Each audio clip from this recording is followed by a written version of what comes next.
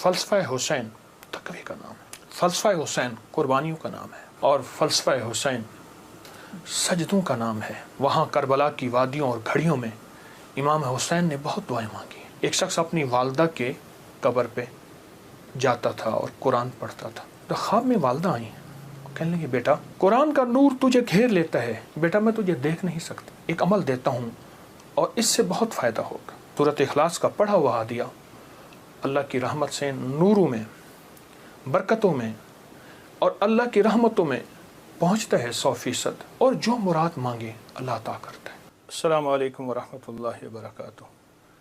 الحمد للہ والصلاۃ لأہلہا، اما بعد، اللہم صلی علی محمد عبدک ورسولک وصلی علی المؤمنین والمؤمنات والمسلمین والمسلمات، اللہم صلی علی محمد کما تحب وترضی لہم، اللہم صلی علی محمد وآل محمد۔ ہے آج بھی زمانے میں چرچا حسین کا، ہے آج بھی زمانے میں چرچا حسین کا، چلتا ہے ساری دنیا میں سکہ حسین کا۔ بھارت میں گر وہ آتا تو بھگوان کہتے ہم، بھارت میں گر وہ آتا تو بھگوان کہتے ہم، ہر ہندو نام پوجا میں جپتا حسین کا، ہر ہندو نام پوجا میں جپتا حسین کا۔ راون کی طرح مٹ گیا دنیا سے تو یزید، لیکن دلوں پہ آج بھی ہے قبضہ حسین کا۔ سر اپنا جو پٹکتی ہے پیاسوں کی یاد میں، لیتی ہے نام گنگا و جمنا حسین کا۔ جے سنگھ پناہ مانگے گی مجھ سے چتا کی آگ، جے سنگھ پناہ مانگے گی مجھ سے چتا کی آگ، مر ہندو ہوں میں ہندو ہوں مگر ہوں شیدا حسین کا۔ ہے آج بھی زمانے میں چرچا حسین کا۔ ایک ہندو کا اظہار عقیدت ہے اس کے مذہب کے مطابق، اس کے ایمان اور اس کے عقیدے کے مطابق۔ محرم کی گھڑیاں تاریخ ہے ایک پیچھے، محرم کے مہینے کے تقدس کی، احترام کی، حرمت کی ایک پورا نظام ہے، اور محرم کے ساتھ امام حسین کی نسبتیں، حضرت حسین بن علی بن ابی طالب، ان کی نسبتیں بہت عجیب ہیں۔ اب سوچنے کی بات یہ ہے کہ انہوں نے ہمیں دیا کیا ہے۔ امام حسین کی زندگی کا سب سے پہلا نظام تقوی ہے، اور تقوی نیکی کرنے کو نہیں کہتے۔ کسی نے حضرت عباس رسول اللہ صلی اللہ تعالی وسلم کے چچا، ان کے بیٹے حضرت عبداللہ بن عباس سے پوچھا تقوی کس چیز کا نام ہے؟ تو پوچھا نہ کرنے کا نام ہے، کرنے کا نام تو نہیں ہے۔ فرما دیجئے کیا کرنے کا نام، کیا نہ کرنے کا نام؟ فرمایا تقوی گناہ نہ کرنے کا نام ہے۔ ایک بندہ بہت زیادہ نیکیاں کرتا ہے اور پھر بہت گناہ کرتا ہے، اس کو متقی نہ کہا جائے گا۔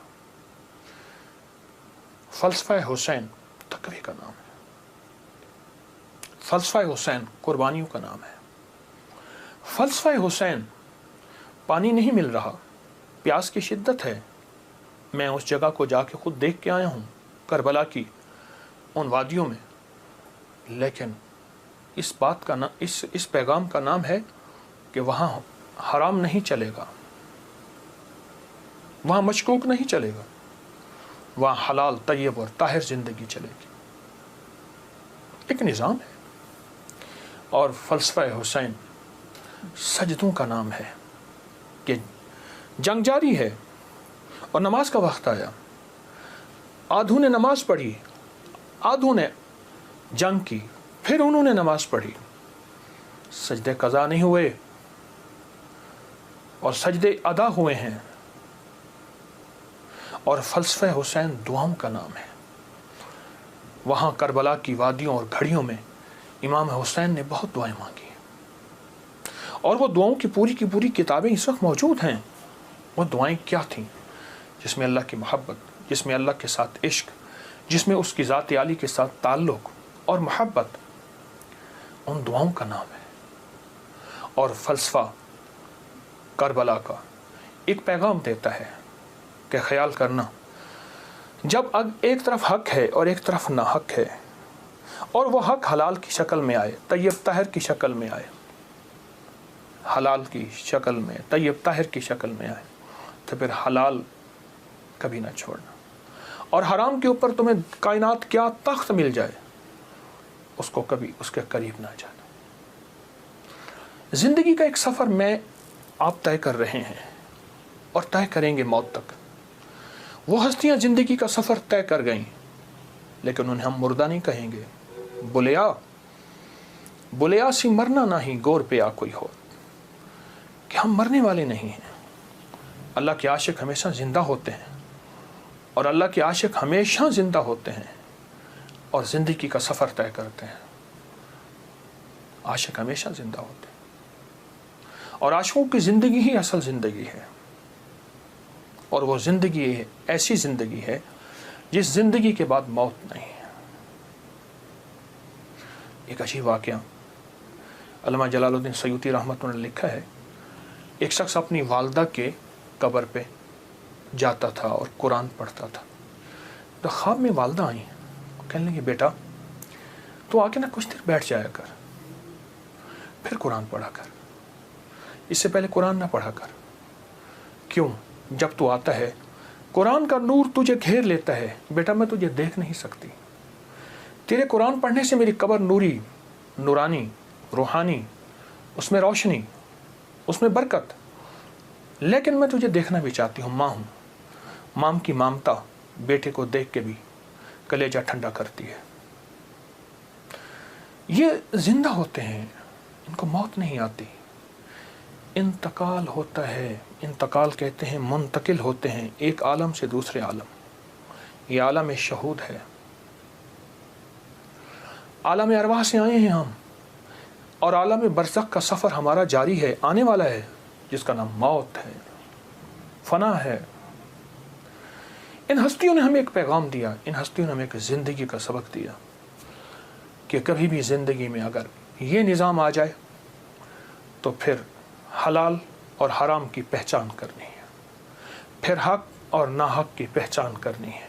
اور حلال اور حرام میں اگر کنبا جا رہا اور معصوم بچے جا رہے, اور پھر یہ نہیں دیکھنا کہ کون جا رہا, پھر دیکھنا یہ ہے کہ اللہ کی راہیں, سچی راہیں کون ہیں اور کہاں ہیں اور کیسے ہیں.